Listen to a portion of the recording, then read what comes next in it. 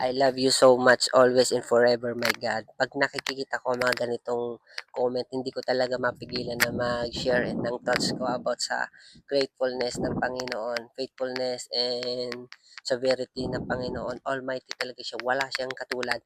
Kasi sa totoo lang, si God ang lumikha sa ating lahat. Wala talaga tayong may pagmamalaki. Kaya nga ang dapat nating gawin is fully surrendered sa Kanya, na siya lang man talaga yung mamahalin natin, siya lang yung Diyos natin, kasi si God 2,000 years ago, gumawa na siya ng paraan para iligtas niya tayo at bigyan niya tayo ng buhay na walang hanggan.